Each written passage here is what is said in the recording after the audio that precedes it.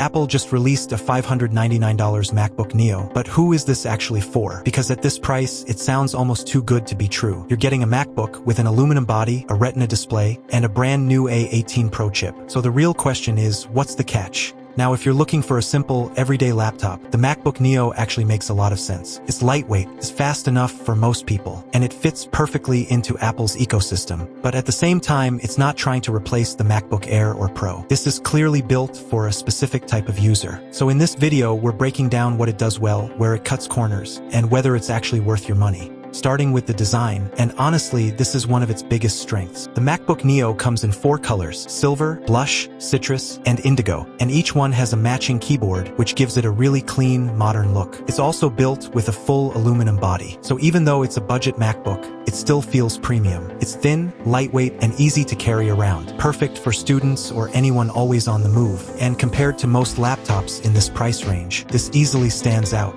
Now moving on to the display. You get a 13-inch Liquid Retina display with a resolution of 2408 by 1506. It supports up to 500 nits of brightness and shows over 1 billion colors. So everything looks sharp, vibrant, and clean. Whether you're watching videos, browsing, or working on documents, it's a really good viewing experience. Text is crisp, colors pop, and overall, it feels like a proper Apple display. For a $599 laptop, this is actually impressive. Now let's talk about performance, because this is where things get interesting. The MacBook Neo runs on the A18 Pro chip, and this chip is built for efficiency, speed, and AI-powered tasks. For everyday use, it feels fast. Browsing, smooth. Emails, instant. Notes and documents, no problem. Can also handle light editing like photos or short videos, and even some casual gaming through Apple Arcade. Plus, with built-in AI features, things like summarizing notes or organizing tasks become easier. But this is important. This is not a heavy-duty machine. If you're doing advanced video editing or demanding creative work, this isn't the laptop for that.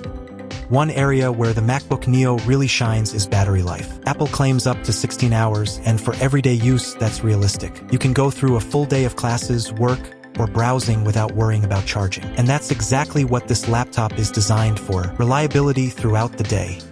For video calls and media, it also holds up well. You get a 1080p FaceTime HD camera, which looks sharp and clear. There's also a dual mic system that helps isolate your voice during calls. So whether you're on Zoom, Teams, or FaceTime, you sound clear. And the speakers? They support spatial audio, which gives a more immersive experience when watching videos or listening to music. Now this is where things start to matter. The MacBook Neo is limited when it comes to ports. You're getting just 2 USB-C ports and a headphone jack. That's it. So if you use multiple accessories like external drives, HDMI, or USB devices, you'll probably need a dongle. And for some people, that's not a big deal. But for others, it could be a limitation.